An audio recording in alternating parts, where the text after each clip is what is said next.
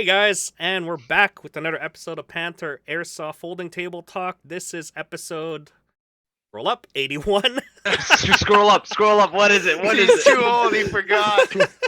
Spring is here, guys. It is. It is spring. What is it? We had our 12 hours of sun, 12 hours of night, just a couple of days ago. So it is looking to be perfect weather Mm-hmm. in the weekday, and then crappy weather On the On weekend. the I love it. weekend. Great classic So- spring Thanks, here on thanks, the West spring. Coast. Give You know what? them a clap.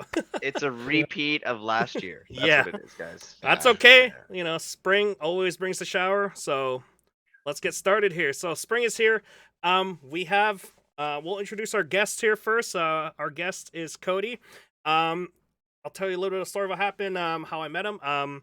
So me and Cody were working with ASIC. The fun that we had with those guys, and as well as C21.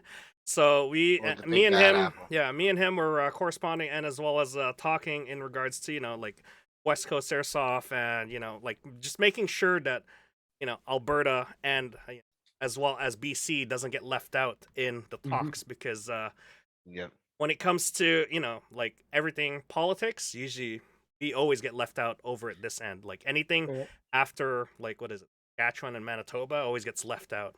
We don't even get mentioned all the time. So we made sure that we were mentioned all the time when it comes to C21. Our opinions get asked. You had a lot of work in terms of talking with your politicians there as well, and and then we had a lot of work over this side talking to our politicians over here as well. Alberta and BC tends to be a little bit closer knit community than the rest of, because everything else after the prairies is basically like BC big community, Alberta you guys are like close second to us, and then and then it was a kind of lot more dies work. down, and then it goes back to Ontario, which is like the community Yeah. skyrockets there. Yeah. Yeah, it was but a lot more work, go ahead, introduce VP yourself. and talking. Oh, howdy. Yeah. I'm Cody. I run a custom shop, so I do kappas and glass blowback rifles. I also upgrade AEGs, fix things. I bring in stock for the community here. But yeah, with in terms of ASIC, I did a lot of work. Alberta usually runs pretty lockstep into pro airsoft and stuff. So it was Okay. talking with like the PCCG in the NDP or in British Columbia. I did a bunch of talks with them and other committees, and especially out to NDP and Liberal MPs. That was like the most important work that we did there, and Yeah. a lot of inroads with the NDP guys and the with the arc that they the bill that they posted out there. Okay. Yeah. So I saw a lot of voices there from especially people in BC. Like when you the language of the bill there, you could see Poy's voice, you could see Dayton there. You could recognize who was talking to the politicians there. So it was pretty inspiring to see people collaborating and actually helping government shape what could go to legalize airsoft in Canada. Yeah. And I guess you two can take over with the questions. Ask them the usual. Okay. Well, I guess I'll start it off, because the most important question that I would like to ask when it comes to airsoft specifically is, can you airsoft 7 days a week where you are, or is it just like us where it's a weekend thing? Yeah, for here, especially where I am in the Grand Actually, Yellow area. there you go. Yep. Especially where I am, where Grand Yellowhead is, Etzenair, we play pretty much every Sunday. Mhm. But if you wanted to, you can go over to Edmonton, and it's about 2-hour drive or 3 hours down to Calgary, and you can play every single day. Places like 007 and Force and LZ and Rat is another one that's here that you can play at, and you can pretty much play every single day if you'd like to, but it is a bit of a trip for most people around in Alberta because we're so spread out. Like it's all in Okay. your little towns and everything. Sounds Yeah. like a 2-hour trip is Mostly like here a it's- common thing for you guys. but we Okay. do bush play here, like up in Grand Prairie in Prince George, rather. You'll see they have a huge community of guys who just play out in the bushes, and here we have about 30 or 40 guys who pushes. That's pretty common in Alberta. Okay. Okay. So that leads into my next question then. Actually, it's great to hear that you can airsoft 7 days, because that obviously that's everyone's dream. Let's be real, right? Like Yep. as soon as my friends in Japan told me that you can just pack things away and then go right from a They train go- station and play. They go It's right just- after the office. They go. Yeah, it's just not fair. Just not fair. Yep. So you mentioned 007. So what I want to ask is for all the people who've been listening to our podcast for the last little while, we did do an update on 007 and their little indoor arena. Have you been down there? And what are your opinions of it? Been there once Okay. since the pick. And yeah, no, it's really fun there. Like they have the Mhm. shooting range and everything. Like it is a top facility. He spent so much yeah. money setting that place up. Mhm. It's tuned to what you want to play with airsoft. Like if you're doing indoors, Mhm. the limits can be a bit hard to cut, especially if you're doing gas blowback, because they okay. play low on their in limits. But like if you can meet your limits there, let's put AEGs and springers and stuff, it's one heck of a place to play. Yeah. No, Ken has done a lot of work there, and the staff there is really friendly. They're really good on the rules. Like they keep up on people. They do routine chronographs and everything, and it's just nice to go. Yeah, no, he's been really good there. Yeah, that's great It's to pretty hear. good to see Alberta Airsoft evolving this way into good places like that. Good. It's definitely another dream of everyone to be able to go into like a giant warehouse. I know Yep. there have been talks of one that's going to be opening up million plus square feet or something like Mhm. that. I haven't heard much updates from it since like the whole pandemic and everything that's been going on, plus the the bill coming out and everything like that. Yeah. But I did see a couple update photos, but maybe we're gonna get something like that too. Yeah. But No, like you it's said- it's massive in there. It's incredible. well, I'm so jealous. I'm there, jealous.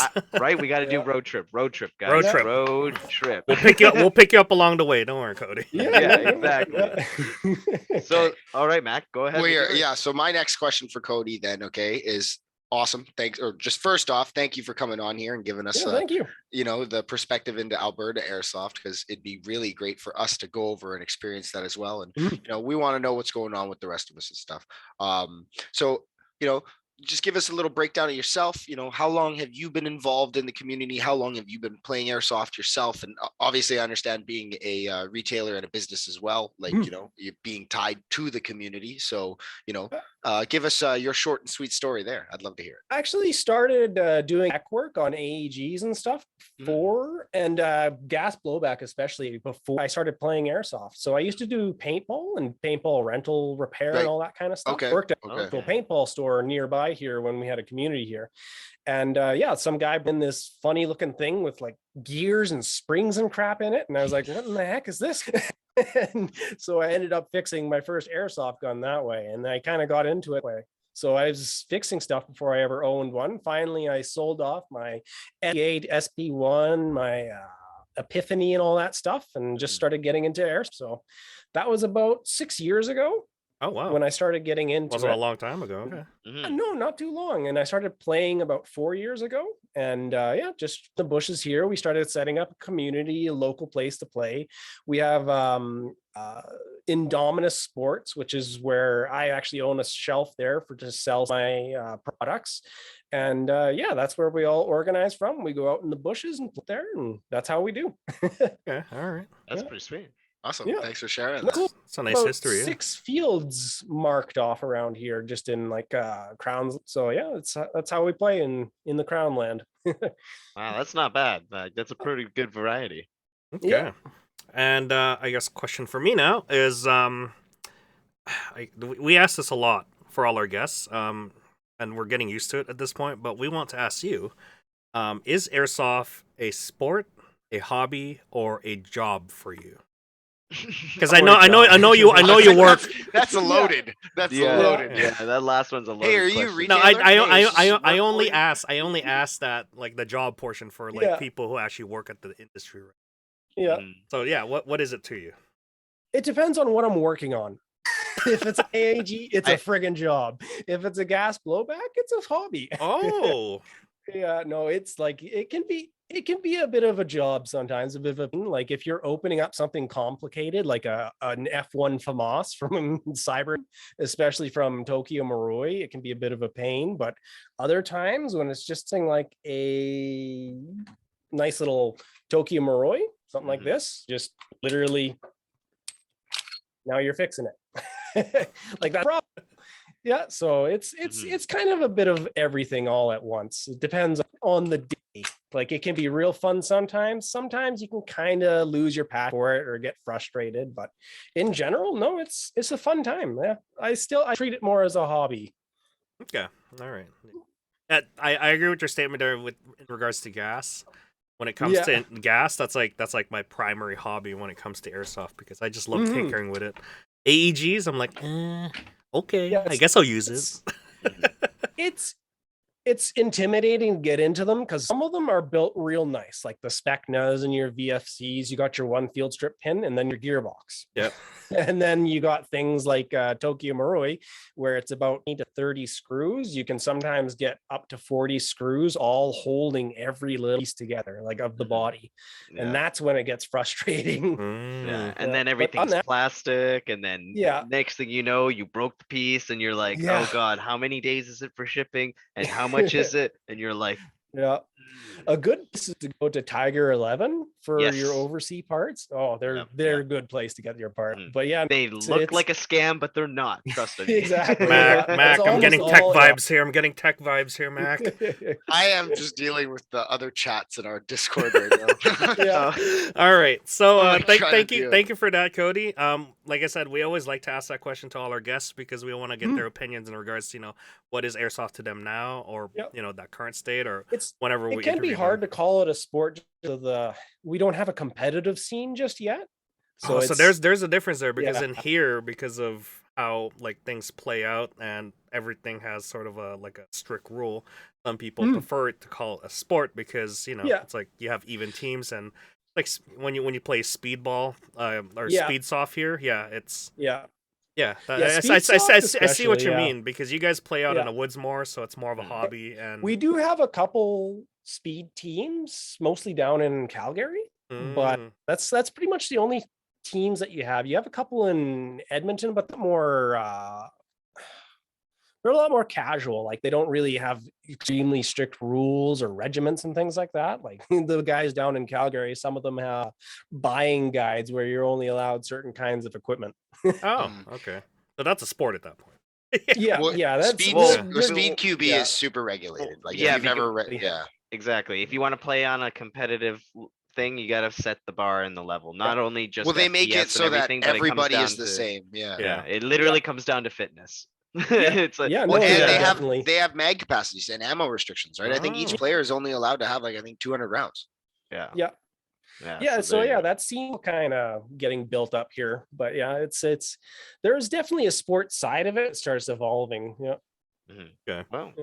All right. So reason we're all here is because spring is here, and we're gonna go through some useful advice on what to expect for the spring airsoft season. I'm sure in Alberta it's similar to what we have here anyways, because we play in the woods too. Actually, that's a great question to ask them. Go ahead. How is your weather comparative to BC? Because like for us, we get 4 seasons sometimes in a day. Yeah, right now we have it's mostly snow. It's winter right Called now, it. Basically. We're snow. We're in about 2-3 weeks we'll have about 2 feet of mud. Okay, so it's either super cold or super wet. Okay, all right. So in terms of I guess another segue question, that in terms of when it's like the mud season, is that also mosquito season for you guys? Yeah, extremely. Like we get mosquito season all the way to midway summer. How about that? Oh man, that's disgusting. We all have our bugs cream out here. Yeah, I guess they're used to it. We're not. We don't. That's not part of our little kit list coming to airsoft. Yeah, it's literally swamp here. Like we live in the swamp. You are the swamp people. All right. Yeah. All right. Awesome. Okay, so it's still winter for you guys, not spring. I'm sorry, but all right, we'll continue on here.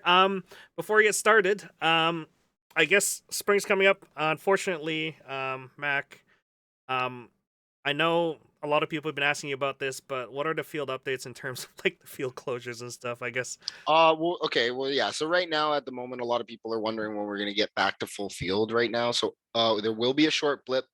Unfortunately, I will say that right off the bat, it's a short blip because we have the one production company that's going to be finishing and wrapping up kind of around I think it was mid-April. And then we'll have a short little time frame in between that as well, kind of going into, I believe it's mid-May, and then another production will be coming in and stuff like that, and vice versa further on down the line. We got a busy year this year with everybody trying to get back to work, which I don't Yeah. blame anyone. And the members of the community are always great, and we're trying to do things to still make the game interesting, competitive, fun, new. So there are going to be some updates and things that change, so just make sure you keep an eye out for that for And the field. everyone's been asking for that CQB update. When's that gonna happen? Go away. Okay. Yeah, He's got a life, guys. So yeah. Oh my god. Mm-hmm. All right. So that is field updates from Mac. In terms of that, yeah, by full summer, I'm sure we'll have the field again for a little bit, and then it'll come fall, and then yeah, it's still a good time to airsoft. Not too cold, not too hot. That's basically it. All right. So let's get sorted out here. Mac, what are some good gear or clothing to get for the springtime? What is Okay. hot and what is not, basically? Okay, well, so let's talk about what people are going to be changing into right now, kind of going into from kind of like that wet, rainy winter airsoft going into the spring. I don't know if we have the right temperature for fair weather softers. Coming back yet. They would usually wait till around June. They want that 20-degree weather. They want that 20 yeah, degree weather. They want that 15 20. is just not good enough. Okay, It's not, you can it's still have not. some problems. It's not, Yeah. But do you guys know that meme when it's like that Seth Rogen meme where it's like when that +4 March sun hits you and you're just like, oh yeah. Sorry, That's me. Cody, it's not Oh, there yet man. for you. It's still snow. I out know, there. I know you still Yeah. got. Hey, I will say a couple weeks ago we did have a freak snowstorm that came out of nowhere, and everyone was like, "What the hell is this?" People were crashing their cars. Like, I don't Yeah. know about you, but people here, like, they see like a little centimeter of snow and they can't handle We're it. used to it here. We got about a foot. Yeah, so you got to learn, right? It's either adapt or don't Oh, survive. no, man. definitely, yeah. Here, it's like Oh.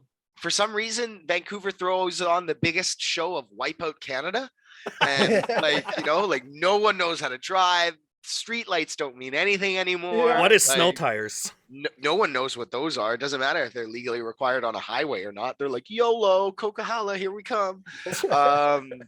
But yeah, so going into the spring, I have started to notice it. I know I've changed up myself and everything like that. A lot of the lighter equipment is coming out, as well as a lot of the lighter outerwear. So you're not wearing so much of the big bulky jackets anymore. The soft shells, your fleeces. I see a lot of guys switching up to just having the combat pants and rocking like an OTW. Some guys are even really comfortable and they can rock like a t-shirt and stuff. Or a The plate sweater. carriers. Yeah, well, sweaters are Yep. always not bad either, right? A lot of the the plate carriers are starting to break down as well. Like myself, I just made the transition from rocking my Cry JPC, cutting the Haley placard off of it, and just running the Haley placard with my buddy and my brother and everyone else. Right? We always like to match outfits. That's getting popular now with the like the low sort of like the essentials. The what is it? The You know what I Haley- like to call it, boy? Micro rigs. What is it? The micro rigs, yeah. Yeah. Yeah, you know- well, the microwigs have. What do you definitely call it, Tack? seen- I call it the Call Your Hits kit. Ah, For all yes. you guys, Yeah. all right. I had this problem last week. Okay, I was wearing nothing, and all you Nothing, a guys backpack, complaining, A backpack. all you guys complaining that I wasn't calling my hits. Yo, I'll show you my nips, guys. You guys didn't do nothing. Show me your nips, Stack. Yeah, I'm you just definitely- saying, guys. It's the Call Your Hits kit. If you want to have a better time and expect to get shot, wear that kit. You will be shot. You You hit my will feel plate it. carrier. It doesn't count. Oh man, I get infuriated. All right, sorry, Mac. Go ahead. So micro rigs, is that like popular right now? Well, so right now, it's definitely got a lot of influence coming over from the real steel community as well and stuff like that. And, a lot of like the civilian market being flooded with a lot of this hype gear and stuff like that. Like, a lot of the people will see like some of like the Spirit of Systems equipment that is really making a lot of show. Cry Precision has always been some things that are sought out by guys, big gearheads and everything like that. Like I've acquired myself my Cry JPC, which is something that I cherish and love, and I'm looking at it right now. from that as well. So a lot of some of the similar activities that are following in the real steel community kind of transition over to, where a lot of the gunfighter belt setups and everything like that, like how I have myself set up, is kind of like the really popular kind of like it is what it is right now, because it's not always something that it's new wave, it changes, because I don't want to say that anyone, I don't know who did it first, right? I don't know who did it first, but I do know that I see everybody doing it, and then everybody giving their reasonings on why, and everybody has small micro little differences and everything like that, which is great because it'll come down to different mission sets, different occupations, different situations that they're needed for, which is great. But it's really nice to see the evolution of gear and stuff like that. So what you're asking right now there, Poi, is what's hot right now. So obviously a lot of people are making switches to which at our field, which is kind of cool, but kind of, I don't know, maybe it might be just this season or whatever. A lot of people were getting camo last year, and over the last few years, a lot of people are moving back towards the solid tones, which is pretty cool. I like it. Like, I know myself, I have a Ranger Green outfit. I've been seeing a lot more Ranger Green outfits and stuff like that, and Nothing a lot of wrong that with actually, them. They're really good. well, actually, a lot of that has to do with the guys that are doing are emulating our local lower mainland RCMP ERT forces, right? And they look great all the time. Yep. You don't ever want to see them, but they look great. Like, Yep. But yeah, so that's been really cool to see change up and stuff like that, and as well as a lot of different loadouts being pushed out. I know a lot more kids are trying, with the troubling times right now, it's hard, but obviously to mention, there's been a lot more uptick in Russian kits, which is nice because, besides this political turmoil and geopolitical situation at the moment, I appreciate Russian kits. They're great. I know. They're Got cool. a nice color to it. Exactly. Oh, yeah. A lot, Very they, unique. They Yeah. have a lot of depth in their side Yeah. as well, and it turns into an east and west thing where, I mean, come on, you need an op 4. If you don't have op 4, you're basically just shooting your friends. This is Who the hell- airsoft. Yeah. Yeah, right. So you need that. But yeah, so what's hot right now? Definitely a lot of things are coming into the market. Myself right now, I've definitely fallen privy to some of the hype beast gear and stuff like that. I've definitely looking at a Spiritus System website. Same, right now. actually. Exactly. So I definitely Looking for that for my UMP. Are you Yeah. the micro fight? Yep. Yeah. Yep. So I was thinking that or Dank Robber one too. so The bank robber. yeah, they have the bank robber chest Yeah. ring. It's It's really actually super cool. It's Yeah. really cool. Yeah. And it's just like Yeah. what you think it is, Poi. Yeah, Tarkov. it's basically just what you Yeah. need. It's Yeah, just yeah. what you need. You can 4 mag sho- slots, that's you it. can shove something in there and that's it, right? Like, Yep.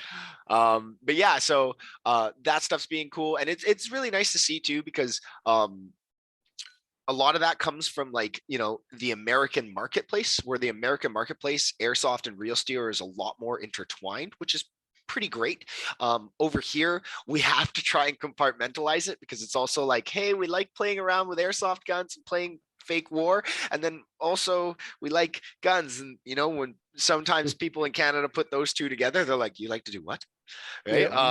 Yeah, so We're a different country. exactly. Yeah. Yeah, we just have a different background, because I mean, I'd say we definitely have the same people. We definitely have the same upbringings, being here on the West Coast, or at least just in Western North America and stuff like that. Like, yeah, our accents might differ from coast to coast, maybe, slightly, but honestly, at the end of the day, everybody wants to, Look cool.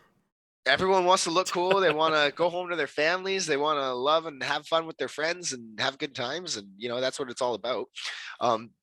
But getting back to the topic on the hand there, what's hot right now? There's a lot of airsoft companies out there that are reproing this stuff, right? So obviously we've seen this stuff over the last, I don't know, I'd say 6 years or something like that, with the new evolutions of combat gear and stuff like that coming out from the real world militaries and real world gear. So obviously, like myself, and I've said, a lot of us have picked up some of that, gear, like the Haley strategic D3 micro rig. I love that rig. It's great. And Trigger has just restocked with, if you look over at, what is it? Do we have it in Airsoft News, guys? Yeah, the Airsoft News there, we have they have restocked on the Woe Sport chest rig. So if you guys are looking for some more budget friendly option and everything like that, 100% believe that's a mistranslation yeah, I don't know. or mispronunciation. Let's be real, guys. I don't know. But Either some way, of those it's a cheap option for people who can't afford. well, it's a more real budget deal. friendly, right? Yeah, And mind you though, because I will always be that guy that tells the people, you know, if you buy that and it rips in 2 months of you playing once a weekend, and you have to buy that again or buy something else again, whereas I've had my, you know, Haley rig for well over a year now, and I put it through the runs. Like, you know, I test that thing hard, and it's just starting to fail. There you go, Travis Haley. Okay, I'm just saying. You Send me a new one. Yeah, let's go, Travis. What's going on? But you know, like it really does kind of like reflect in the quality and the price point and stuff like that, and what you buy and stuff like that. So, you know, again, everyone's budget and everyone's lifestyle and everyone's, you know, place of where they're coming from is different. So I'll never ever, like, you know, shit on people for that, but I always want to point that out to people and stuff like that. Like, you know, if you can save up for that, you know, extra month and get that nice quality piece of gear versus you having to buy this one that you can play with right now, and then you rip it in a month and you got to buy another one, right? So those are the, you know, pros and cons and stuff like that to take on right now.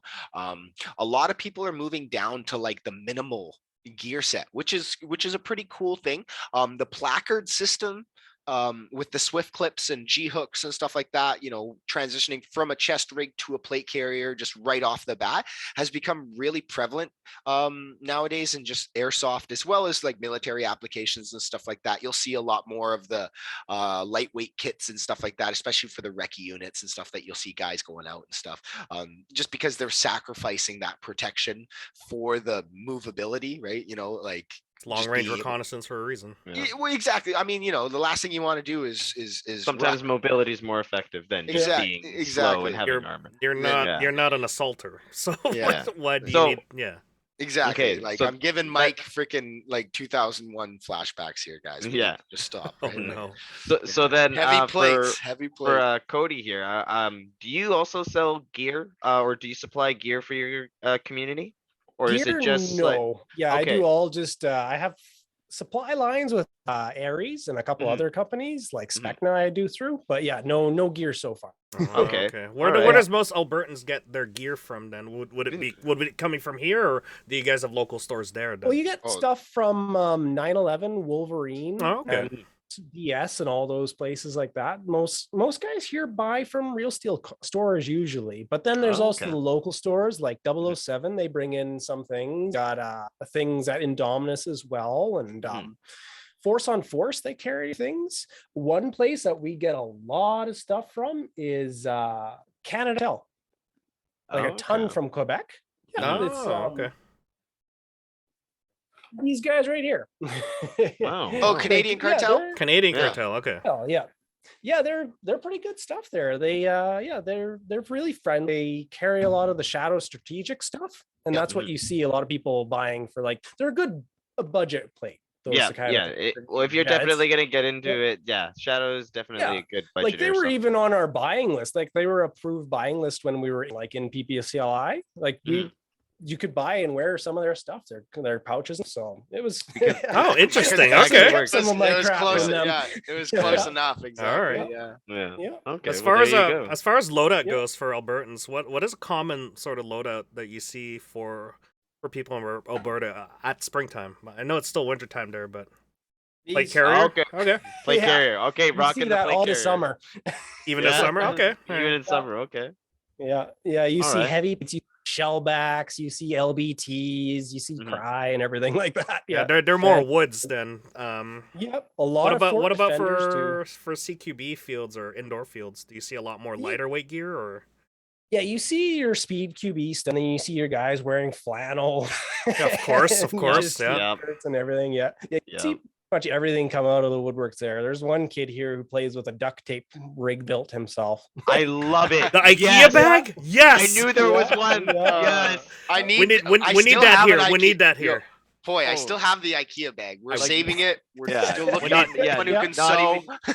Yeah, not even Yeah. kidding you. I've always wanted to make an Amazon cardboard rig and With the nod setup.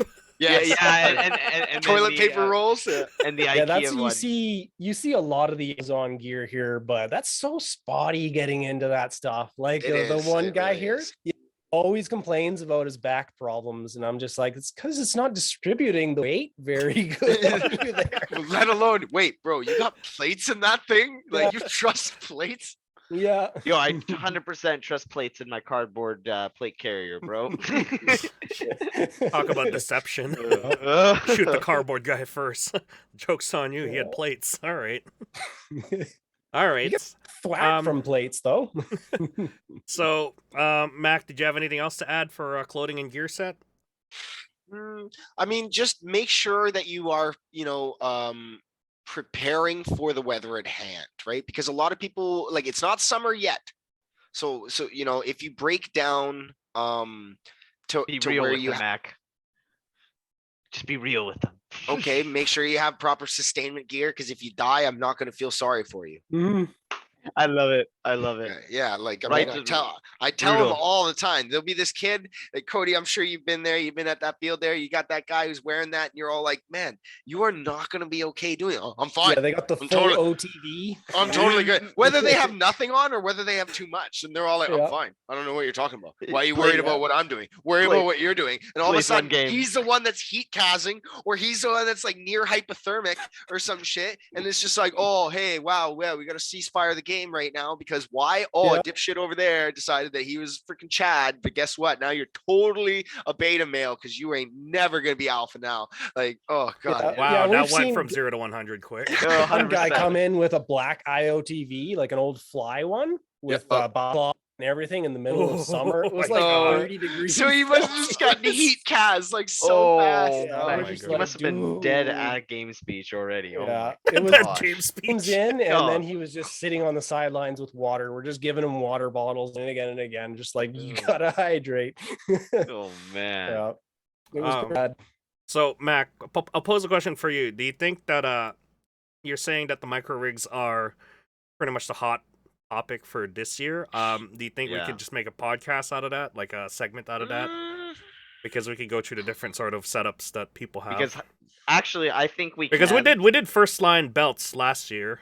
Yeah. No, 'cause- yeah, you know what? I think we could definitely do a chest rig one. I can, Yeah, well, I 'cause can it- message every single one of my buddies that have some stuff, and we can. I over can it. get. Well, I'll tell them to give me their stuff. I'll be like, "Give me your stuff. Yeah. Give me your stuff." Well, Give me because your like stuff. I'm gonna review it. Give me your stuff. It'll turn into half of a review because let's be honest, Mac, that Spirit one that you just Wait, recently Poi, bought. but yeah, I know, but Poi doesn't want to do that. He's Yes, he held- does though. Yes, I he want does. people He- to understand that Poi has held us off from doing that because that's not where we wanted to start. It's not the He- direction. We're not a we wanted. reviewer channel, though. No, we could be though. We could be. Well, be comment There's so down, much- comment down below, Co- guys, if you want there's us so- to do that, because there's already reviewers out there that already do that. We want to go to long-winded discussions into how to use it, But and how but- it feels to use it, and But to answer your question, I believe yes, it could be because of the fact that what Mac bought recently became a talking point between him and I. okay, all right, we Yeah. could definitely do it. Don't worry. Yeah. All right. Oh, hold on. Cody, you sent me the photo of the. Yeah. Here, I'll show it to everybody here on the Let's see it. Let's see it. YouTubes, and I will link it to live text box. So Alright. this is the Oh my duct tape god. setup.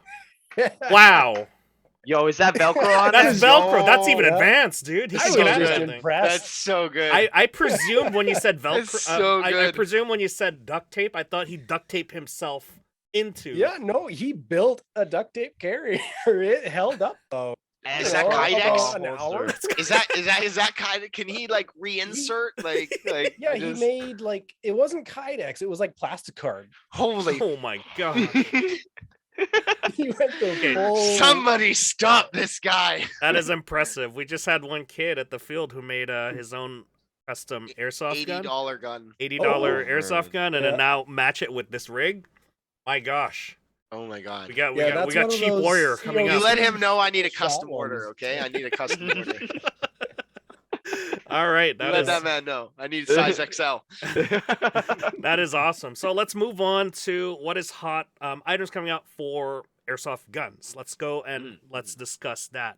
So with like a lot of the releases coming up from SHOT Show, I'm sure it's not coming out this year, but from last year's SHOT Show or last year's models and what's coming out this year, what do you think it's going to be popular coming out into the local fields? My best guess is the Crytek P90 that just came out like last year. Oh, okay, all right. I'm sure that one's gonna be because we did our little like not review but like an overview of what the P90 is. I'm sure that's coming out to the field soon. I'm sure there's a few purchases out there, but what else do you think is gonna come out at the field? More of a tech question for Cody and TAC, I guess. VFC SR16 gas blowback rifles. I've been seeing Ooh. sell a ton, and they're coming. Like people are starting to make the swap over to gas guns. I see a lot of them. I see a lot of Specnas coming out. Are and these the being new fielded. VFC like Gen 3? Gen 3 with the harder what do you call it? Bolt carriers that doesn't break? Steel. Steel. It's actual steel. Steel Oh. bolt carriers and steel trigger units. So their that'll be much hammer is better. steel. Yeah, Yeah. no, these last. 'Cause Like the they're Gen 1s and not Gen of 2s Viper tech. Yeah. Yeah, they're not Oh, of Viper man, tech, I miss but those. they're there. They're there, yeah. So Because they're- I've had so many issues with like people coming in saying their VFC broke. Mhm. Because I'm like, oh, Yeah. did you buy that like years ago? It's like, oh yeah, I've had this for a couple of years. I bought it used, and I'm like, well, it's probably a Gen 1 or Gen 2 because Yeah. it's Yeah. ones they came Yeah. with all Zamac and zinc alloy interiors, so they just I've wore seen up. They're- way too many yeah. of them just Yeah. Yep. So yeah, Or break so now after you the first have shot. Yeah. now you have VFC making their stuff out of steel carrier steel trigger parts and all their like that's the most important bit to me is that when you make that hammer and you make that sear out of steel and trigger as well, like once you do that, those are just going to last for years and years. Like Good. those things will be they're going to last you like 6, 7, maybe 10, maybe your entire airsoft career if you're not going insane. Like if you're doing full auto all the time, they're actually going to be working for you. Like it's a good steel that they. So I've seen a lot of those SR16s selling. We've unfortunately seen KWA starting to sell again. The LM4s. Okay. I don't like when people buy those. They're not good. They don't last well. Are they but the closed bolt or coming. the open bolt versions? They're open bolts, yeah. Okay. But just I don't like seeing those because they're like you could buy that or you could buy a Wii. I'd say get a WE Get a at Wii. that point. Yeah. Yep. Yeah. 100%. Yeah. But yeah, so and we've also seen we've seen the VFC Avalons moving still. They're always going. But Specna's been making a huge splash in the airsoft market these days. Marauder, they're coming out, or Maple Armories, they're coming out with another run. And we're gonna see the LCTs. They're coming out with their we're starting to see PP9s coming out, and people asking about upgrades for their PP1901s. So yeah, it's gonna be a neat year for airsoft. I think we're gonna see a lot more unique systems coming out. Okay. Okay. TAC, what about for our side here? Well, just for in general, I guess the last 2 years, there's been a big popularity towards SMG platforms just in general. You can, I guess, partly thank Modern Warfare for that. They really picked up on some of that meme sort of niche kind of like attitude when it comes to like customization and the fact that you can make anything an SMG by putting the 9mm mag adapter in, which I saw actually become popular. Not saying that 9mm So it's platforms coming themselves- back. The mag adapters for 9mm. Yeah, well, I know that you can get the GBB 9mm. I know Wii makes one, and actually, it's not bad. It's pretty cool. Yeah. Modify is cool too. They got their PP2000. Those are pretty. They did a couple upgrades on them for longevity recently. So they fixed their issue. There was a piece of it snapping in it, and they fixed that by making it out of steel. Yeah, and the experience I had with the Wii one was that something one of the springs would break or something like that because it had a different construction, and then it would be stuck in full auto, which is no bueno. Oh yeah. But gun shoots fine. Yeah, so there's that. That's what I remember from the previous year. Also, pistol platforms again getting really popular. AAPs. AAPs, Yeah. G&G coming out with a whole bunch of pistol platforms. They went from having 3 to the next year having like 100. Let's see. When it comes to AAGs, yeah, Specna is one that I'm seeing and actually something that I prefer to see and Mhm. work on, just because they're being a lot more picky when it comes to how they're putting things together in a sense, and it's a little more compatible versus Yeah. like some of the other platforms. They're also listening and they're adding a lot of the bells and whistles and stuff like that. My complaints come, I guess, more to like Poseidon kind of stuff, because they Mhm. decide to use an Allen key in their buffer tube system when no one really has an Allen key that long. That They have long, to yeah. always construct it out Yeah. of stuff. So why be different? Yeah, and then Crytek with their SMG platform with the P90, and Navi also coming out with his. P90 as well, yeah. Kind of ironic, the timing on that. But props to both of them, I Yeah. guess. It's going to be interesting because they're both different, actually. Yeah. The So Navi's based on the ARM system. yeah, so Yeah. I would like to see both of them, because I know Crytek got rid of Vector. the problem with the what's it called, the cutoff lever being worn out, Mhm. because on a P90 it's like needle point sharp, and that can get worn out really quickly, and then you have a broken P90 in a sense. Yeah. And then Navi also did a different thing with his, so I'm interested in seeing that. um Yep. Gas blowback wise, I haven't really unfortunately for me, I haven't really paid attention too much. I've been more curious on just getting parts for my Wii so that it'll work, Mhm. because I like using my Wii. Mind you, I do They're fun. HPA tap it, but it's like, Yeah. come on, the thing shoots so well. It's Yeah. That's the nice. nice thing about Ew. Wii's is there's so many things to just them. Yeah. Yeah, exactly. So yeah, Poi, that's kind of what I've seen is just SMGs. More people using it. Unfortunately, actually, not a lot of gear accommodates that, because I feel like our gear is 2 generations or 2 years behind the trends when it comes to the gun sort of trends and stuff like that. Now I know Cody mentioned earlier though the Spiritus system, or the Haley system, um it works with SMGs and Okay. stuff like that. So you have that advantage. So for all those people who are trying to stuff P90 mags, UMP mags, and whatnot in their M4 rapid taco pouches and stuff like that, fret not. There's an answer Yeah. for you. Okay, all Cool. right. As far as TM goes, MWS, I'm guessing, is always going to be a popular option for gas at this point because of It is pretty much Panther's trademark gas blowback, minus the VFC, of course. We are seeing the SR16s as well here, and Yeah. Those are Trigger so does nice. offer I them. love them. Yeah, Okay. yeah, exactly. If I could, Yep. Trigger has one of the best prices for them too. They're cool there. Yeah. It's hard to pick because I love my Wii's. That's the problem. But Yeah. when you say steal everything, it's just like, but that's what I want. Yeah. So Exactly. Do as long Am as I you going to go transition RA to a or new Angry system? Gun. Yeah. Yeah. Yep. But Mhm. I like, for me with gas blowbacks, I always run everything stock. So for me, Yep. replacement parts are easy to find for stock Mhm. parts. Well, One and thing it's I've been seeing a lot of are things like these coming out, the high like kappas. custom High built Kappa? high kappas, Yes, like full yes. airsoft masterpiece builds. We've just been seeing a ton of them. Like Cahero Systems, he's been putting out like 2 or 3 a month sometimes. It's pretty cool. That is So yeah, really no. cool. Yeah, we do have a couple guys here who like to trick out their high kappas to the Yep. extreme, to where it is the showpiece. They have a Yep. primary, which is like a combat machine, and then it's like, hey, this is my real piece. Yep. Yeah. So that's really cool. Yeah, Okay. they easily get up to about $1,800. Yep. Like this Oh one right yeah. here. Oh no joke. So Yeah. you Yeah. you said you Yep. custom make like race, like, are those race pistols or just those custom pistols?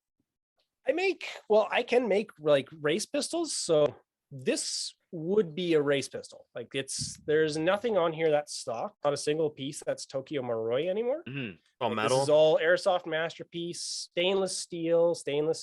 Yeah, everything on it except for this is polymer, the Okay. rip frame. Mhm. But yeah, so you can go pretty crazy with that, or you can go like this. This is just a 4.3 that's been customized inside. So on the outside, you kind of make a sleeper build. You can see the trigger is blacked out because Mhm. that's the metal. But then you have your Edge ultralight BBUs and all that kind of stuff, your AIP hop up unit, and your 120 spring, just so that the slide doesn't instantly crack on you. Because once you start tricking Upgrading. these out, Yep. yeah, you want to do your 120% spring, especially if you want to keep this plastic.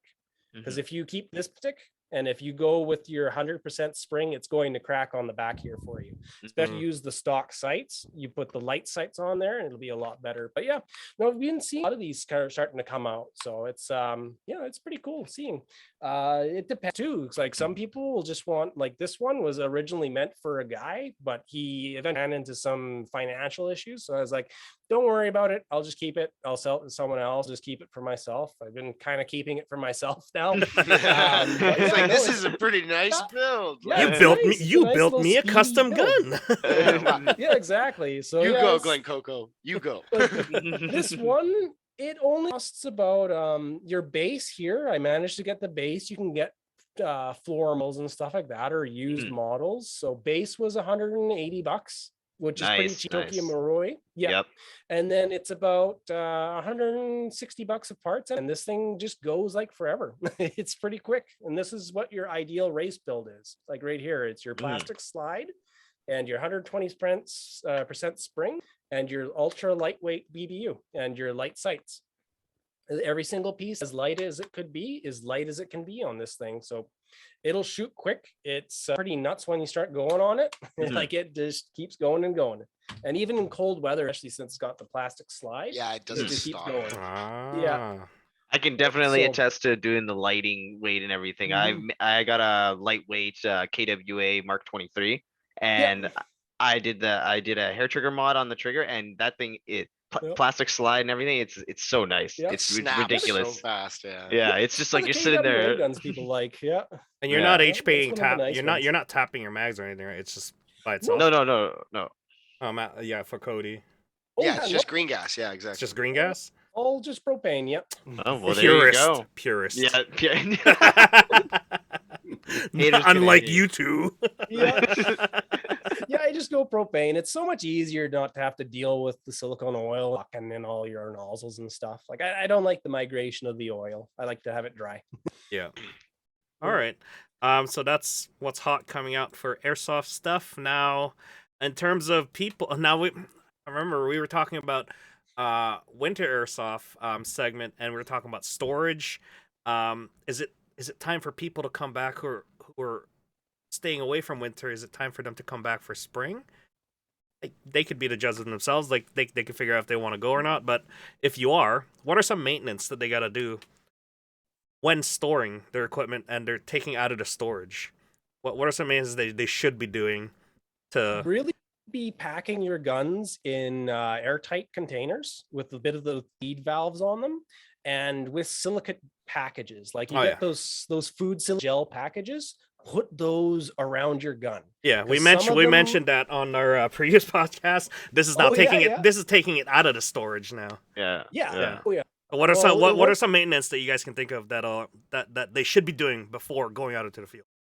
Check over all your screws, like because a lot of these screws, they're not finished well. They're going to start corroding. You want to check over your screws. If they're starting to corrode a bit, pull them out. You want to hit them with a sandblaster or something and refinish them in Rust-Oleum. And when you're doing gas blowbacks, this is the time to start taking your gun or your mags apart, especially. So you want to get into here. You want to get your bullet valve, your gasket, your fill valve, and you just want to pull all those out. Get every single with one of these key sets here. So you need something like this, an AIP. They have these triple key sets. You can get them on AliExpress or eBay. You're gonna have to send me those links because I still have the old fashioned what is a triangle one? Yeah. Yeah, I've seen that one. Yeah. So Yeah. you want to get those all out. You want to get something like Super Lube O-ring oil. This I have the same one. Yeah, exactly. You soak Yeah. all your stuff overnight, or you can use the greases as well. It'll work just as well. Yep. You kind of avoid this stuff. You kind of want to avoid anything that's got an aerosol in it. If it's not % silicone oil, the aerosol actually will bite and eat into your nitrile. Like, now and then I'll cheat and I'll just spray this if there's a leak, and if I'm out in the field or something, and I'll try and close off a leak real quick like that, because some of these sols are petroleum based, and that can start eating into your degrading the rubber of your seals, like all the nitrile that's in this, because this is all made out of nitrile. You want to go, especially with GBBs, you want to just a light little touch, make sure it's still sealing here, and you're not going to feel that. But these problem childs, there you go. It's like this one is pushing. This one's got to get all redone.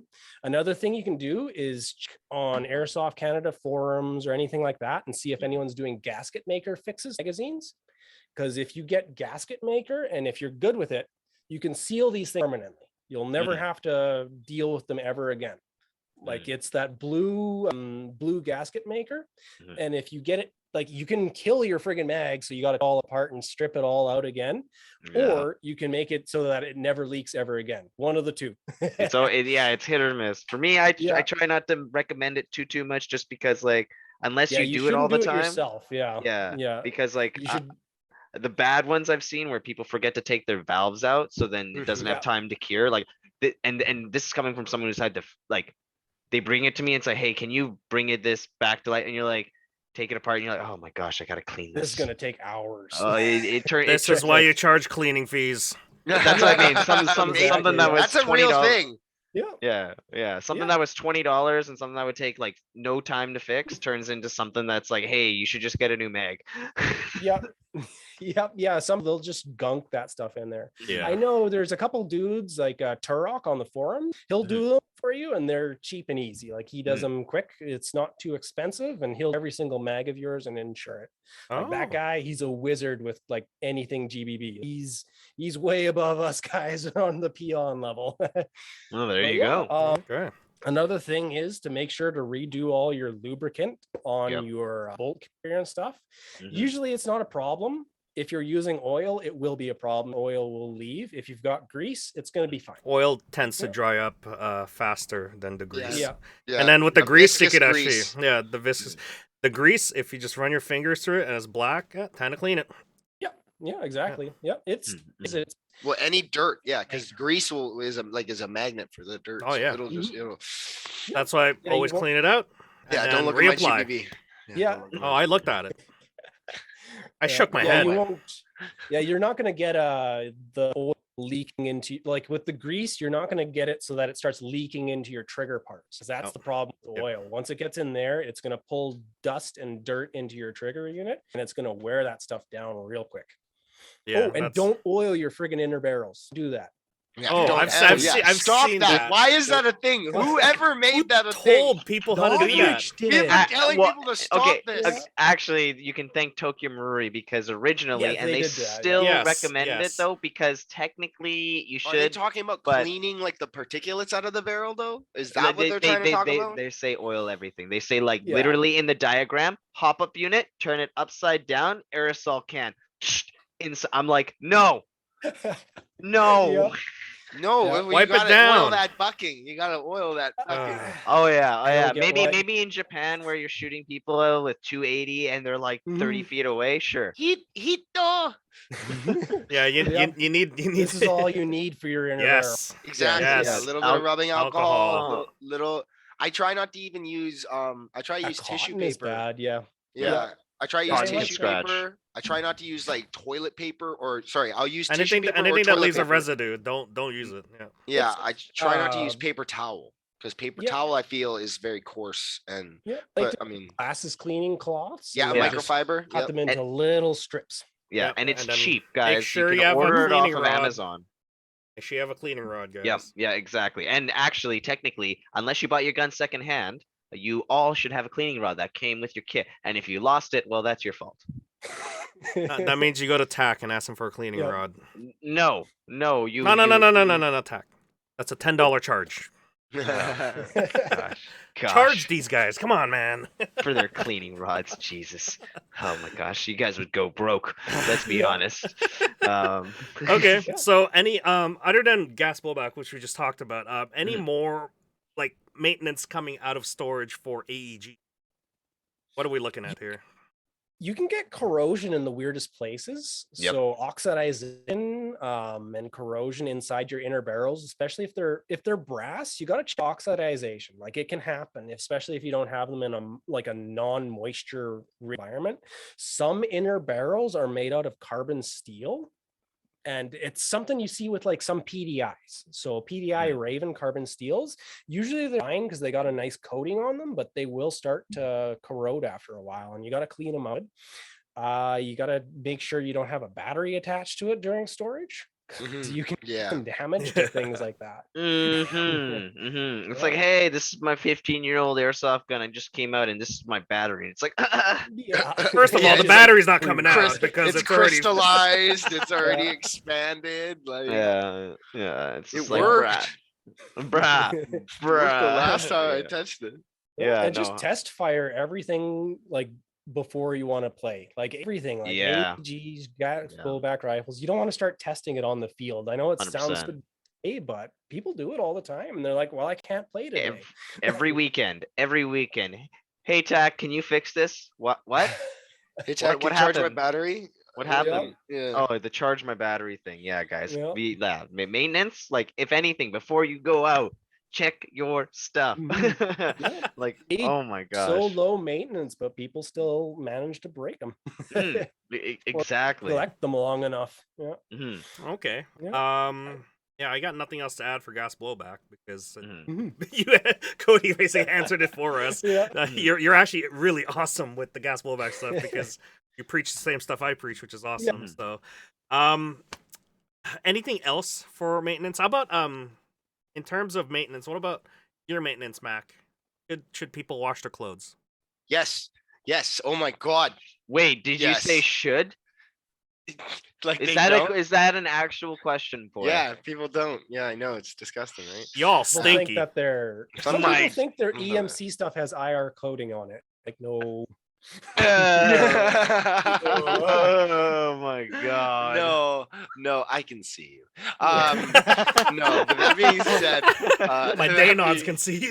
My Danods can see you. Yeah, my eye tubes, my day tubes. So what gear maintenance should we look at? Like what you were talking about at the clothing and gear for maintenance. Like, yeah, well, okay, well, so any kind of maintenance, I mean, I definitely have already kind of like have stuff that I already have to overlook on my gear. So make sure that you guys, like, even though you're buying high quality things, you know, depending on how you play and stuff like that. So like for myself, I go hard. You know, like I'm sprinting like every run, like I'm trying to play to the objective. I'm trying to really play when I play. So like some of my Faro concept stuff is starting to come apart with the stitching and stuff, which is like not surprising, but also kind of, you know, sad. But at the same time, it's not to the point where it's like irreversible or whatever. I can just, you know, go get it professionally fixed and stuff, get a little bit more of the triple stitching added on, and then again it's back to a really high quality thing. My Haley thing though, you know, hey, Mr. Haley, come on, man. You know, yeah, let's no, I'm just kidding. Some of the threading and stuff like that is starting to come out too, but it's the same thing when it comes to like how rough I'm playing and where the abrasions are happening. It makes sense on why those spots are wearing out and stuff like that. So other than that, I have no complaints, but those are definitely things that you should check out. Other than that, hygiene and cleanliness is definitely something that you guys should be checking out, right? So making sure that you're washing your boots, taking your insoles out, because I know we've had some really rainy days. And so when you guys are playing with wet feet and then you mix that with your sweat and then, you know, temperatures and stuff like that, that is just a smorgasbord of nothing good. Yeah, so make sure exactly, right? Gold Bond, I love it. Yeah, you got the Gold Bond, you got that Arm & Hammer, you got the Febreze, the Lysol, whatever it takes to either kill the bacteria, you know. And it's something that you should like, I'm not saying that you have to spray down your gear or wash your gear every single weekend, but it's definitely something that you should consider. Like, wow, I sweat a lot today. I've played every weekend this month. And I've been rolling around in dirt. Like, let's just think, you know, like, man, I'm probably smelling a little spicy. And, you know, if you're wondering why I don't the mud. Yeah, like why I'm not standing next to you at game speech, now you know why. Okay, so just a little tip for you guys out there. Okay, for me and TAC, like we got a bottle of Febreze and stuff like that, so we like to try and make sure that we spray down our equipment so we're not too grotesque out there. And then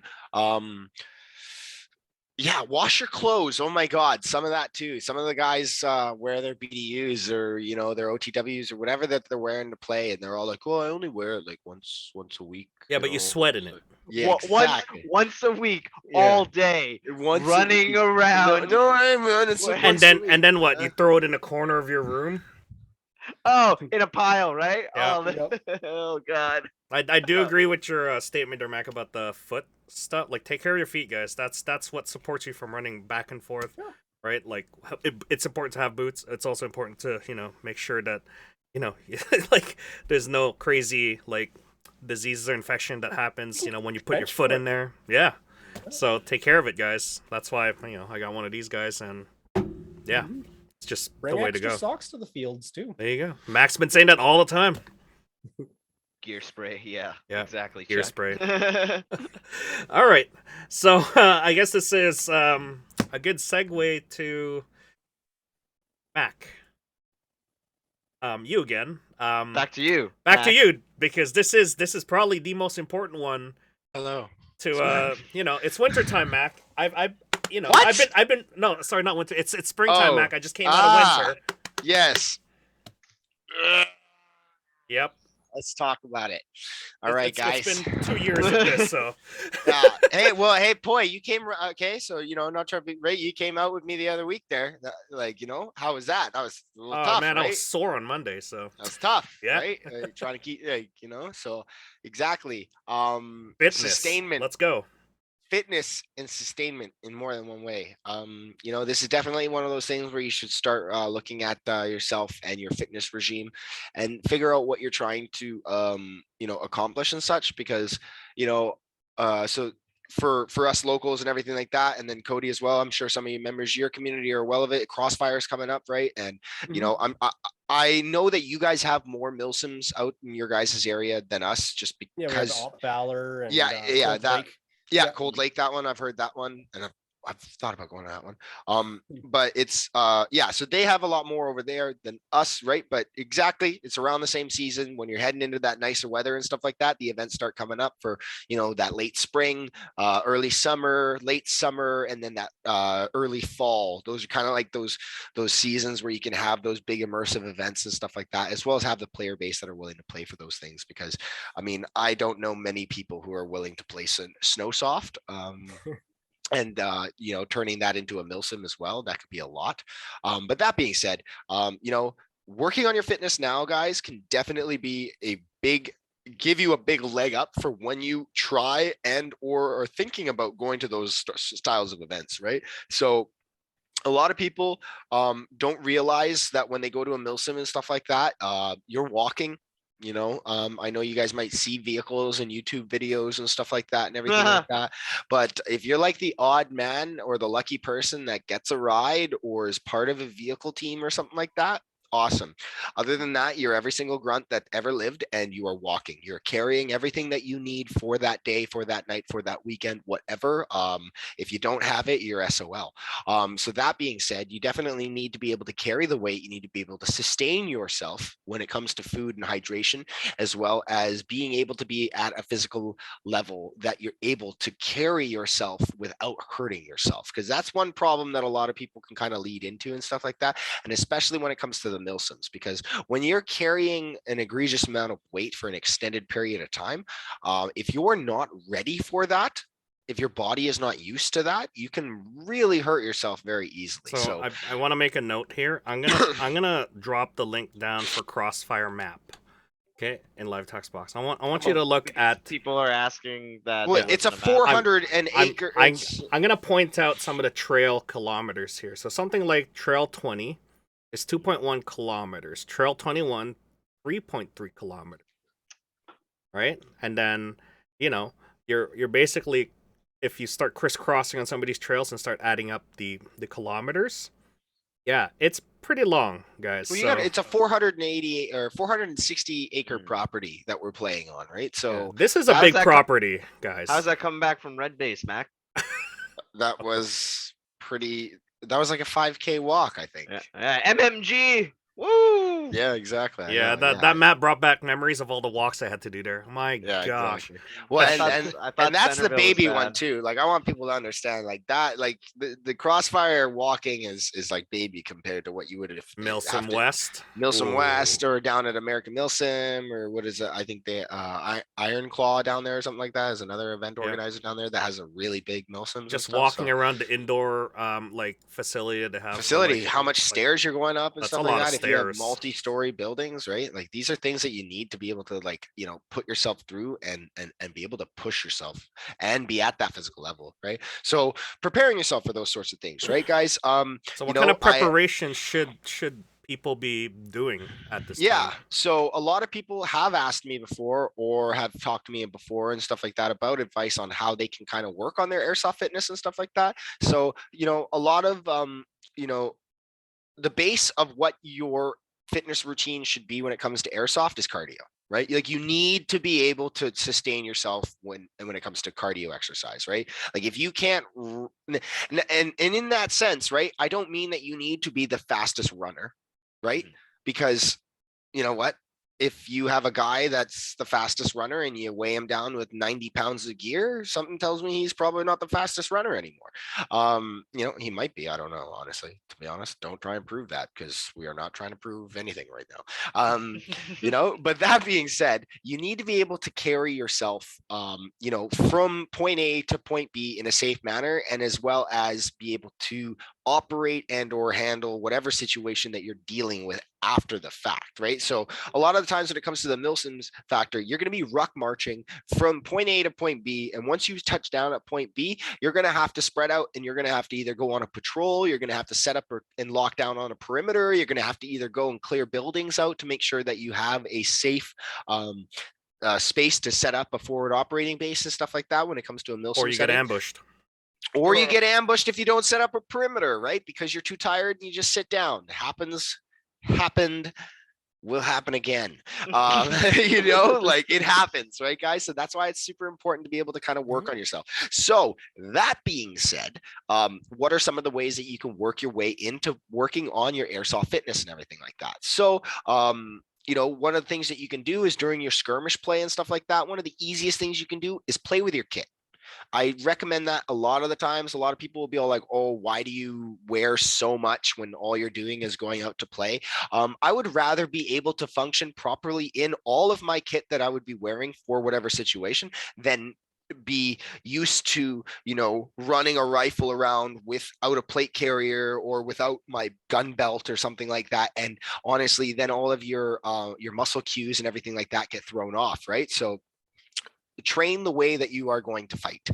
So when it comes to that aspect of airsoft, you know, you definitely want to be wearing your equipment and you want to be running into your equipment. You want to find out what works, right? Like, is this going to work for me? Am I able to run in this? Am I able to work in a long distance range? Because a lot of the times, right, guys, if, you know, you're able to wear that heavy piece of equipment from here to there for only 10 minutes, you're playing for 5 hours. Are you going to be able to carry that on there, right? Like those are the sorts of things that sometimes people don't consider. So that's honestly one of the times where it's all like, maybe I should drop the plate carrier. I don't need to be wearing a plate carrier. This is where I can go over to like the tactical tailor MAV, like the rigs and stuff like that, the battle harnesses or the chest rigs and stuff like that. Those are the sorts of options you can do to kind of offset that load or mitigate that kind of stress. But also you want to be able to put yourself through that stress so you're able to overcome. So for myself, what I do is I do a lot of weighted running, and I worked my way up from, you know, just running 10K with just my standard self, and then I started running 10K with like 5 pounds on, and then 10 pounds on, 20 pounds, and now I'm all the way up to about 35, or well, I think the heaviest I've done is a 45-pound run and stuff like that. And honestly, at that point, guys, like if people aren't like aware of it. You need to definitely not just, because I had one kid who was like, oh, I just started wearing 20 pounds and I started running. And I was like, you're going to blow out your knee. You're going to hurt yourself. Like, you guys need to make sure that you're incrementally working your way up. You don't want to just, be all like, oh, wow, this is nothing, and I'm going to just jump to the super extreme heavyweight. And then that's how you hurt yourself. Right. Wow. Yeah. So that being said, that's just the running routine that I'll run. So that I'm starting to mix in as well weighted rucks. So that's also a really good idea for people that are thinking about trying to work into the milsim aspect of things, because you want to be able to carry that load and get used to carrying that, heavy abusive load, and being able to get, some kilometers under your belt and be able to, to perform at that too. Because again, like I said, the last thing you want to do is be that guy that goes from point A to point B and then cannot continue, right? Because point A to point B is only halfway. You still need to be able to fight. You still need to be able to go on patrol. You need to be able to set up a perimeter. You need to be able to dig in. Like, whatever needs to happen after you set up at your base of operations and stuff like that is the kinds of things you need to be able to, like, to handle and stuff. So, Awesome. yeah. Yeah. So we Sorry, did do. sorry, that No, was it's all bird good. soup, No, but we did do a fitness segment, airsoft fitness segment into our podcast previously. We will come look, back. Go look that one up if you guys need some advice. It was a long-winded talk with our friend David, Schoolboy Tactical, I believe now, and we had a long talk with him about fitness. And as well as nutrition. He is one of the guys that I go with. Yes, he's a great guy. Yes. So yeah, fitness. Make sure you're ready, guys, because you don't want to come out of wintertime and then go into spring and then and spraining your ankle like what I do. Don't do that, guys. Or ripping your plantar tendon. Yep. Yeah, or well, a lot of the things too that I saw, and for airsofters, like, if you guys like, so for me, I'm a carpenter, so I am used to carrying egregious amounts of weight all the time already. So when so when I throw on more weight at the end and then more, it's not much. It's not that bad for me. For the office guy, boy, you're definitely not throwing 45 pounds onto your back and going on a 10K run cold. Have you carried a server before? You know how heavy servers are, dude? And they're awkward to carry. They're long. Boy, the files are in the computer. Yeah, you don't know. Server racks are heavy, dude. They're like 100 pounds. No, I bet. I understand that. Yeah. But they also have handles on them. Yeah. You got me there. Where's the handle on a sheet of plywood, boy? You tell me. I'm gonna be honest, we have a jack too. Yep. Oh. Okay. Are we measuring jobs? Yeah. I like this. No. Okay. Well, hey, boy, I don't want to jump to the next category yet, because I'd like to actually ask Cody. Yeah. Because go ahead. Mac went through, obviously, and you being our guest as well. Mac went through his routine. Do you guys out there? Do you have a different sort of routine on how you would prepare yourself for a milsim this season, or is it just always winter time and then you get that one sunny month Yeah, and then winter time again? Like, how do you yourself prepare yourself? Because you've been, like you told us, you've been doing this for over 4 years. To be able to play. Scenario for that too. Yeah, exactly. You did paintball milsims as well. Yeah. Were you part of the MagFed community, or were you still part of with that old grav fed kind of woods ball?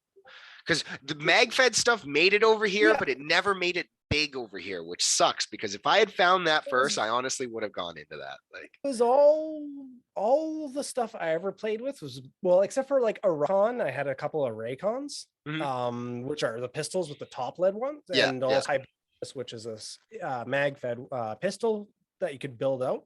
But I did all grav-fed stuff. So okay, it's what you see most of the time. War and things like that. They're kind of expensive and they're not very good yet.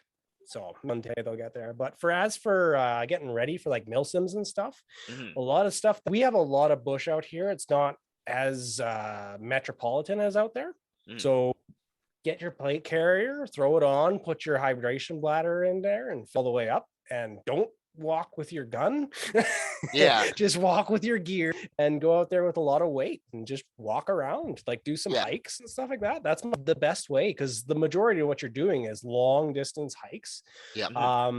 Cycling is what I do personally for my cardio. So Mhm. there's a lot of hills, foothill here and whatnot. So yeah, cycling, hiking, and just getting ready and going out and playing every weekend. Like that's a big thing too, is getting out there and playing every weekend to kind of gauge where your fitness is at. Because if you play for about 6 hours for one day and you're getting gassed at the end of it, you got to pull it up a little more.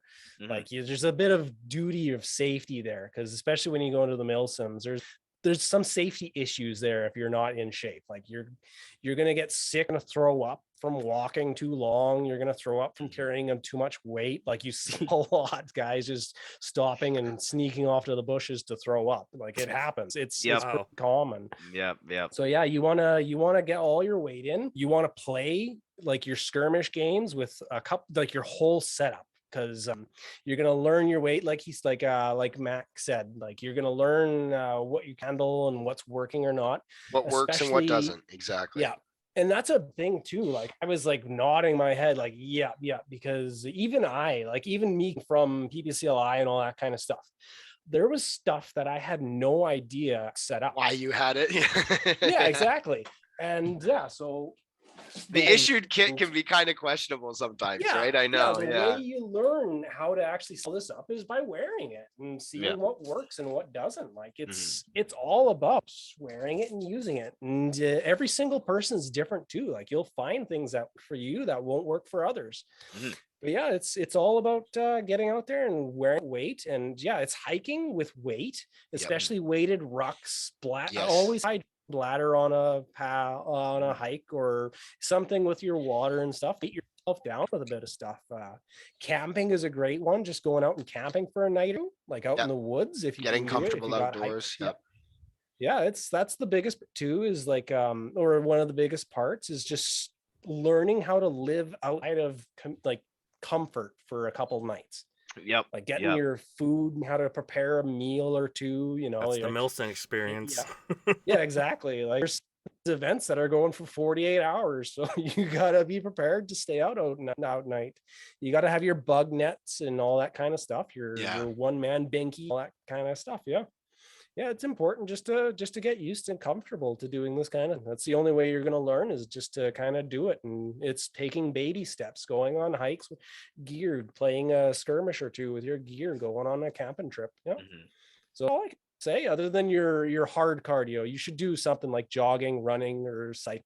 Like you always should have some sort of, like, no matter what you're doing fitness wise, your goals and your, like right now, like my shoulder is just ruined from throwing a weight too heavy or too few, but I'm still doing my cardio. Like you can never give up your cardio. Your heart. Yeah, well, the cycling's super important. That's really great to hear that you're doing that, because exactly, that's one of those things that it's keeping your lungs working, and that's where people, like, because like your people, diaphragm is a muscle. Yeah. That's like a people, muscle. because everyone says to me, like, Mac, you're always running. You must love running. Like, dude, no, I hate running. As a runner, I agree with you as well. You should see, like, Tack sees me. I come home and I'm swearing, and I'm sweating, and I'm like, never doing that again. Myself? Yeah, like I still do it. I don't know, right? Especially out in the sun. Oh God, and then right like now you're in it for the endorphins.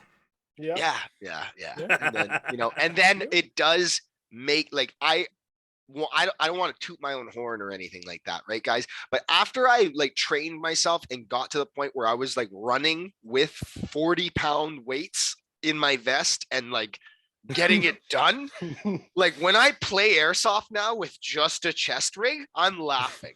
Yeah, like I am laughing. Like when I sprint, I'm like, oh, this is so easy. Like, oh wow, like everyone's like huffing and puffing, and I'm all like, that's me. Yeah, like I could do like 5 more, and then I'll be all like, oh, I'm breaking a sweat now. Like, like work your way up, because it doesn't. Yeah, you don't start off at that point. You need to like, and it's a constant thing, right? If I slack for even like a month, I wouldn't be able to do that level anymore. I'd have to work my way back up and everything like that. And not to scare them too, right? Like you want to let them, and you want to know, it's like by having that base fitness level, it allows you to play and have fun to the fullest capability that you're at, right? Because Mhm. the last thing you want to do is to be out of shape, only play one game, right? You're not getting your money's worth. Let's be real here, right? The way to stretch a dollar, okay, is to pay the admission fee and play all day. Yep. You Yep. know what I'm saying? And Like that's the way it is. small Don't be things like that me. can Don't get be you like there. me. Mhm.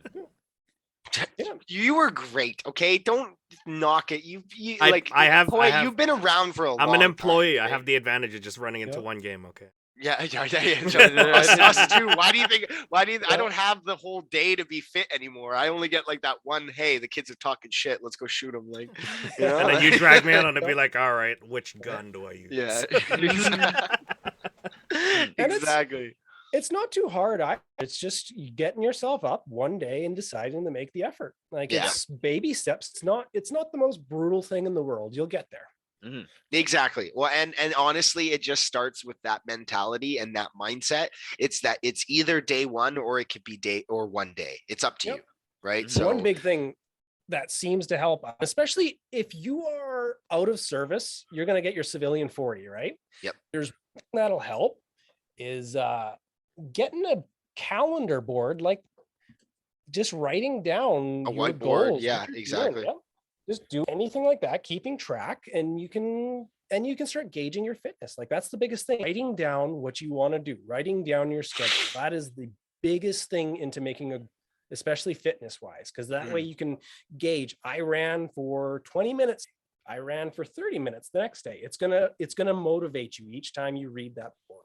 Yep. Exactly. Yeah. No, if it's something that's written out there as well, like that's Mhm. myself, like I've got my goals written down, like I've got my short-term goals and my long-term goals, right? And yeah, it really helps when you can see it, helps you kind of like materialize the things that you need to do Mhm.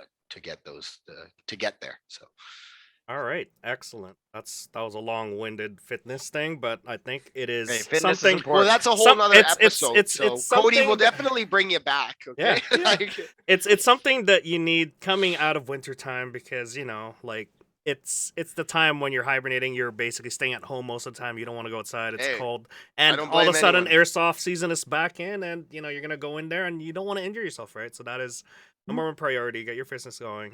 everyone's Years- got that COVID-19 pound lockdown, and you know? Like, yeah, and 2 years of COVID-19 doesn't help. So yeah, this is probably very important to drill into everybody's mind because it's airsoft season. COVID's coming out, like going away, and we're back to full airsoft season, right? Last thing on the list here is since it's spring cleaning, stuff to throw out, sell, or bulk buy. Now we do have a swap meet coming up, and this is probably a good opportunity to advertise it for Marauders. I know they're not here to advertise it themselves, but we'll advertise it for them. This weekend, the 27th of March, there's going to be a swap meet coming up. Good time to sell all the stuff that you're not even using anymore. Old stuff from last year, stuff that like plate carriers or something that you haven't used. Hopefully, you've washed and cleaned, right? should be reflected in the price. And so what are stuff that needs to be thrown out? What are stuff that needs to be sold, or Anything when that does you it get when haven't does it get to that used. point? Anything that you haven't used within 3 months. 3 months.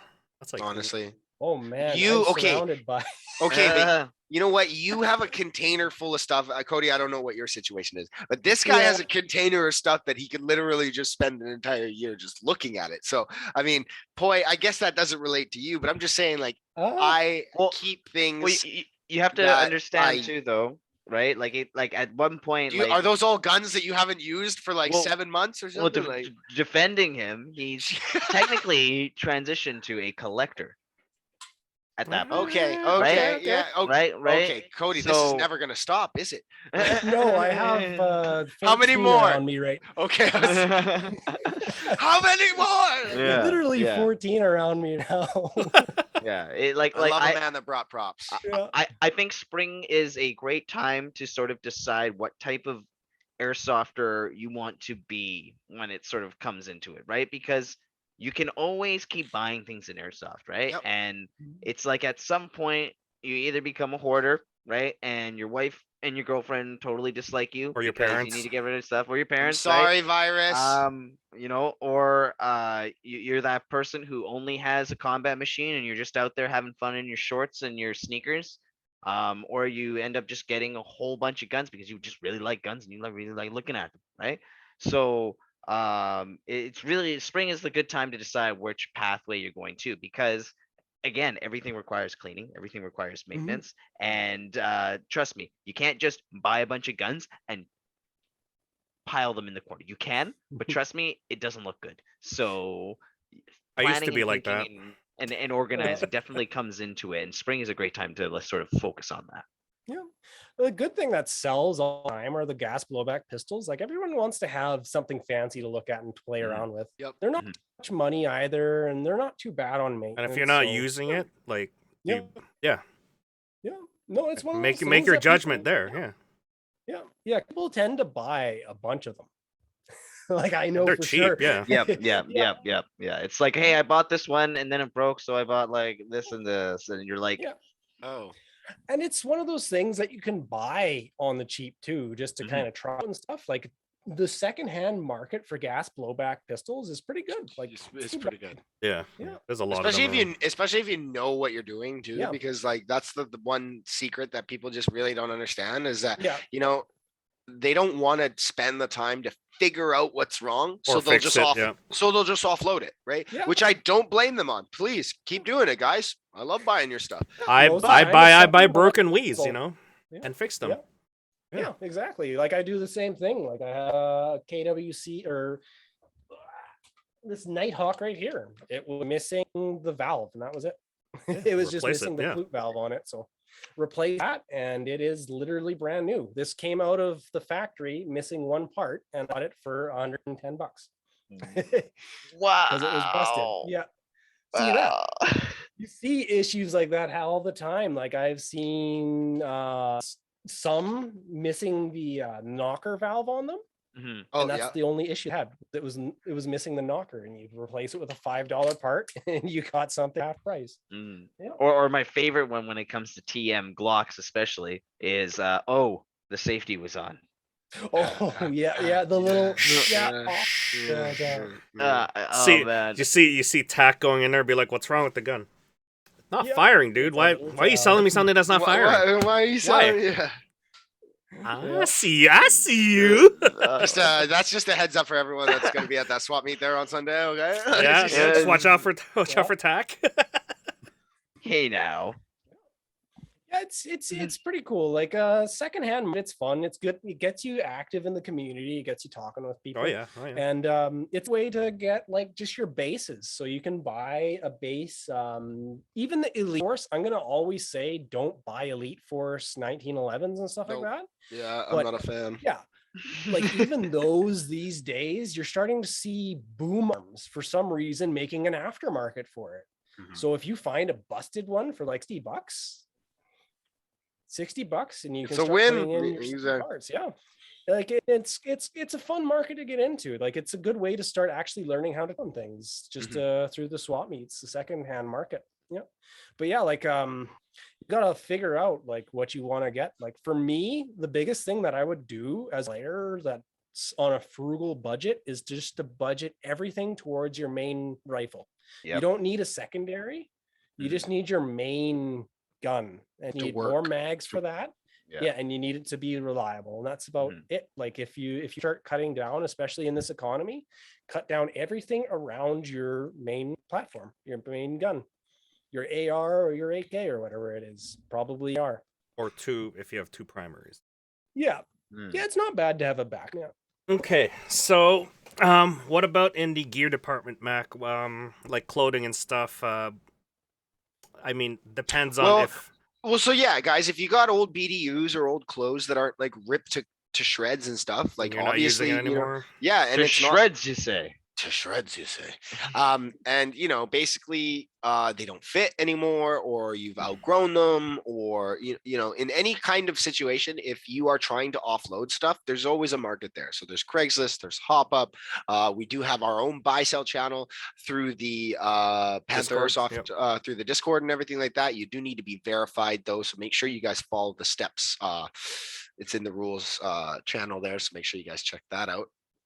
But yeah, so you do have a couple of avenues on places to offload and also to acquire new things at a bargain and the secondhand market as well. But always a little bit of buyer beware when you are dealing with that market, because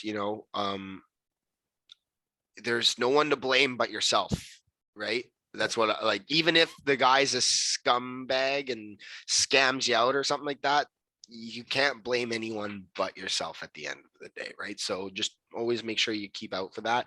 But yeah, guys, if you're looking for a set of camo, if you're looking for a set of a certain style of uniform or certain kind of rig setup and everything like that, swap meets, secondhand markets, those are definitely places to look.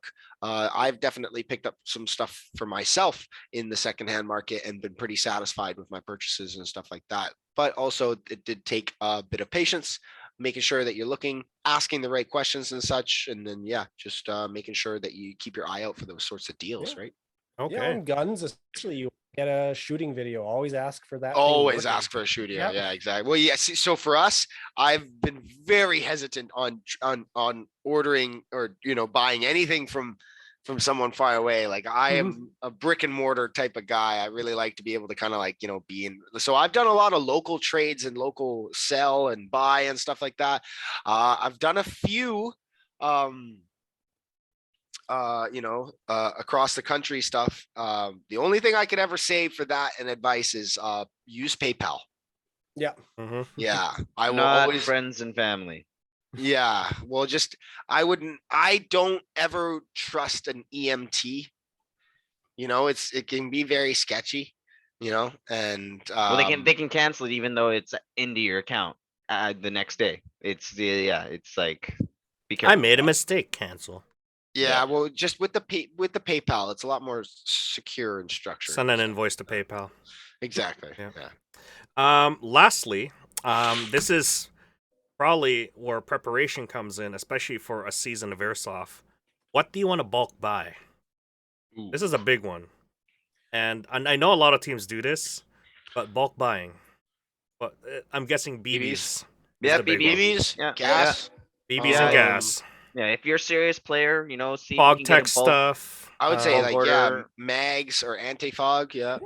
Yeah, Magazines. You could definitely try and get some bulk orders on magazines. Propane's gonna go up in price this year, so Yep. make sure. Yeah. Yep. Yeah, It wouldn't hurt. that's a real world issue actually. Yeah. Yeah. For guys who, you need to pay attention to what goes on in the real world. Like for example, actually, shipping price, no matter what, everywhere has gone up dramatically. A great example actually is the PTS mags.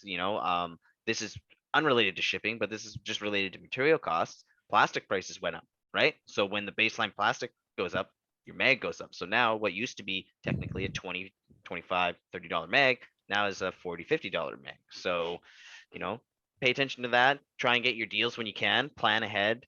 I want to add a note to stuff that's going up. Lithium went up, I think 500% or something like that. Man, take care of your batteries. Yep, take care of your Or batteries just- now. Or just keep buying them off of me. I don't know. But I'm predicting that's gonna go up.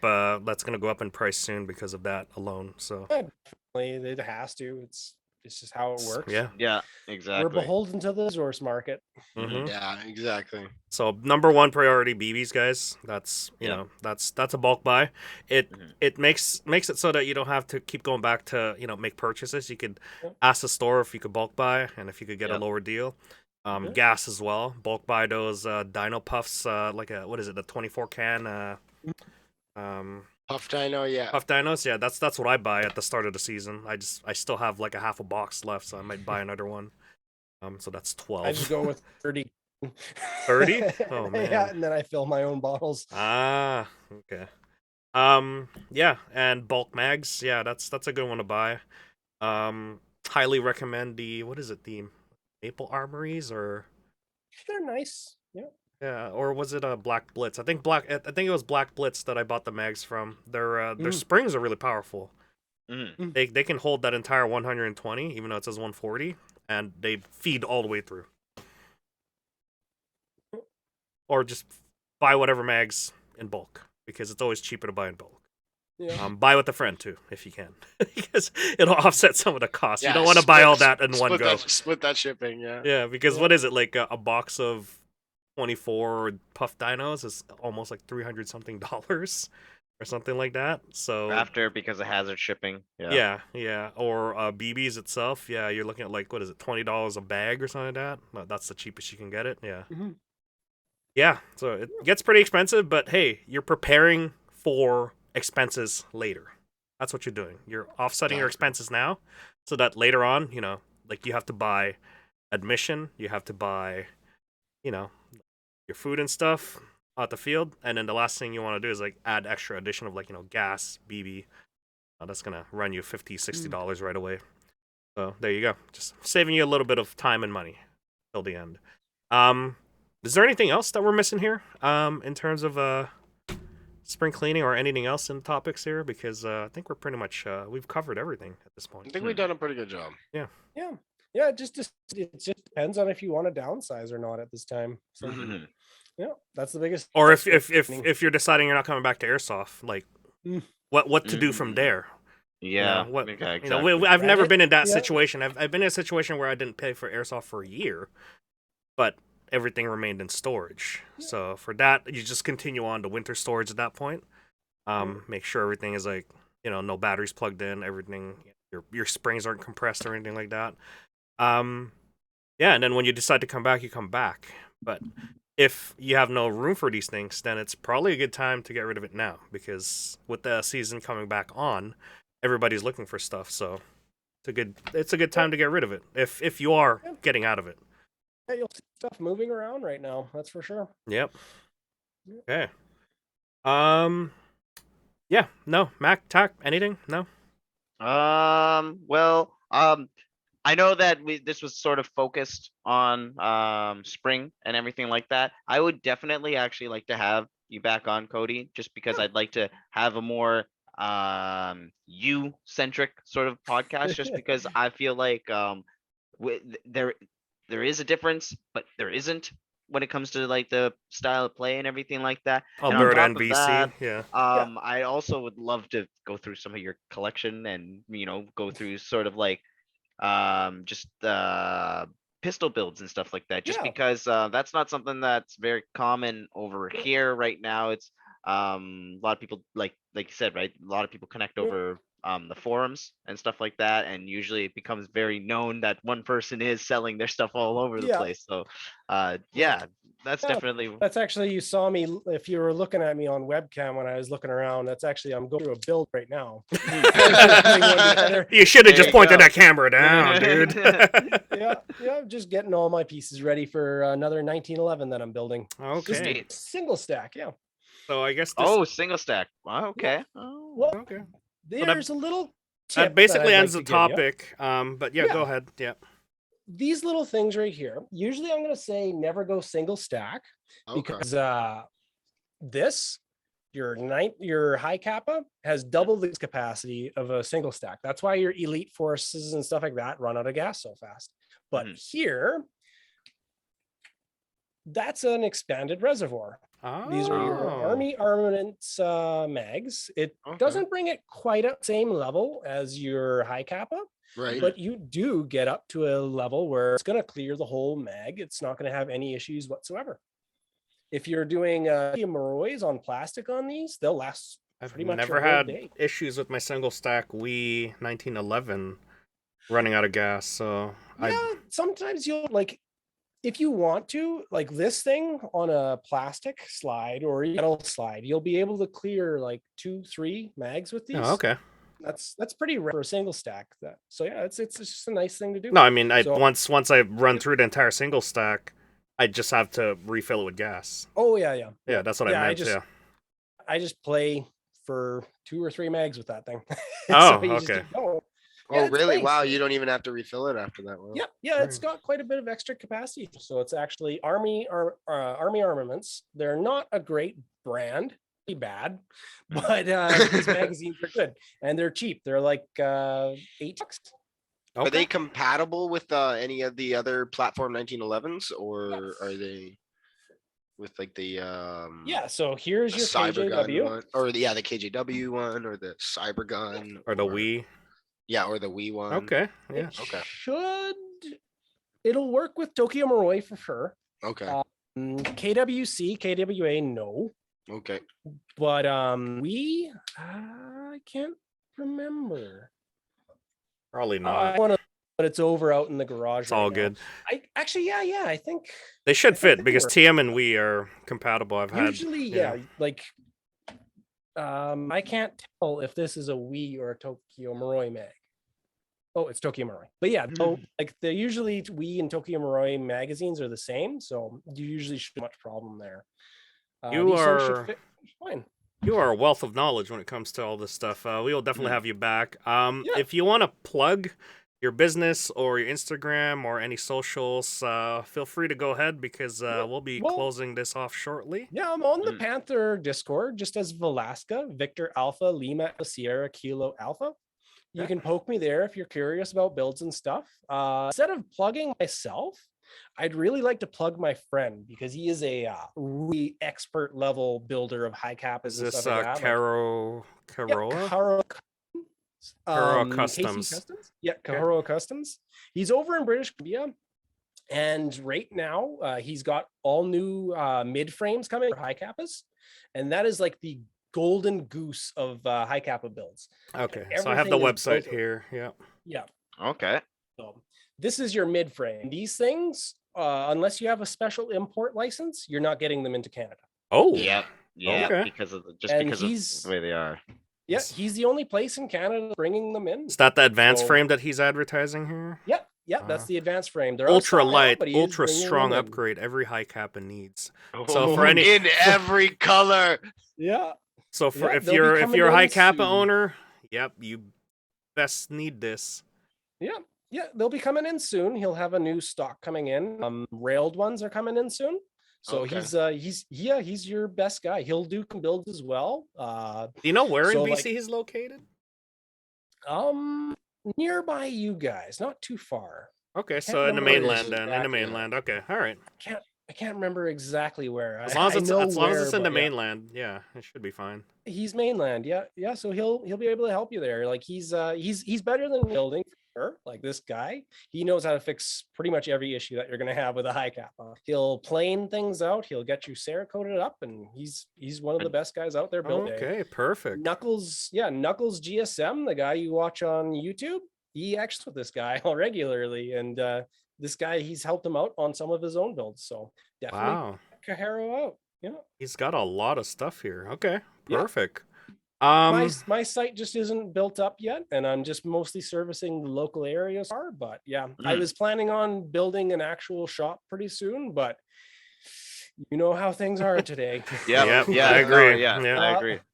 All Things right. can change in an instant. Yeah. Yeah. So again, thank you very much for joining us, Cody. Thank You thank you have a wealth of knowledge when it comes to this stuff, and also it's a good connection that we connected in part of ASIC when C21 happened. So C21 did one thing is gathered all the the community airsofters together. and brought it closer together, and I Yep. freaking love it. All right. So other than that, nothing from Mac, nothing from TAC, I hope. We'll end this off. This is episode 81. It's springtime here. And Mac's already falling asleep. I'm sorry. It's already I'm past his tired. bedtime. I'm sorry. And again, thank you, Cody, for coming along. And yeah, we will definitely have you on again for sure. And yeah, that will be definitely talking a lot more guns than seasons. Mhm. Yeah. Exactly. Definitely. It's wet and it's mud.